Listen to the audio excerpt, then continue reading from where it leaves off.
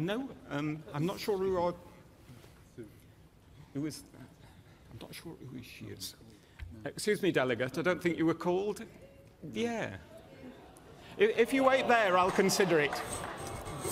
Oh, OK, you're there. Go ahead. But I don't want 500 of you doing that. Go ahead. Quickly. OK, I've been trying for 5 years, so there we go.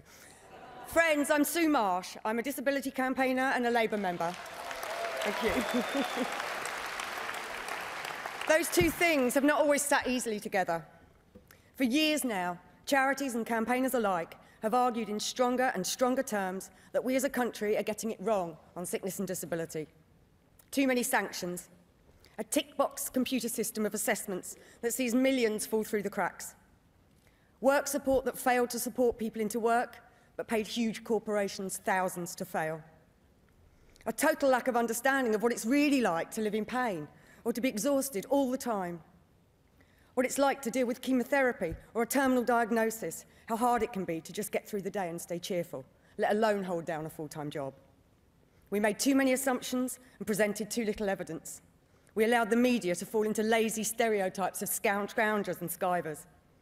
We designed policy in a bubble, far, far away from the lives of those who would ultimately be affected. No one was more critical than I was. Few fought harder to try to change things. I didn't hold back. I spread my criticisms evenly between Conservative or Labour politicians. Failure is failure, and we should never be afraid to say so.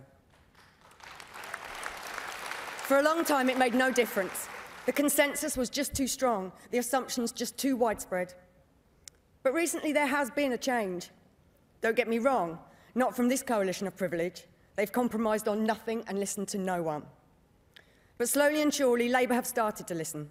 Not to Rupert Murdoch, not to the Daily Mail, but to sick and disabled people up and down the country. First, a tentative speech or two. Then replacing the word welfare with social security. Language does matter. And today, the results of a listening exercise up and down the country, hearing the painful, shameful stories I hear every day. We pleaded with politicians to make assessments simpler, to cut down on paperwork and endlessly repeating the same information to different departments. We asked why on earth huge corporations were paid thousands to fail us when we could use that money for retraining or further education or rehab that would really help us to find work. We explained how work might never be self-supporting, but that every hour worked was valuable. Every carer hour saved the economy billions. Every voluntary contribution kept society safe and united. We told of the unnecessary suffering caused by ignorance and misunderstanding. We explained how very much we wanted to work, but how that work needed to be flexible and tailored. Today, the Labour Party, my Labour Party, released their Making Rights a Reality document. It outlines every failure, describes every fear, nothing's left out. And the solutions it offers are the solutions we called for. Many will be cynical, and we have a very long way to go to translate noble aims into real workable policies.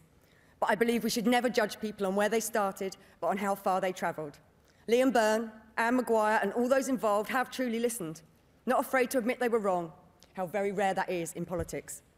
With continuity and mutual respect, I begin to believe that together we can move forward and hopefully leave these dark, dark days behind us. Speaker, please.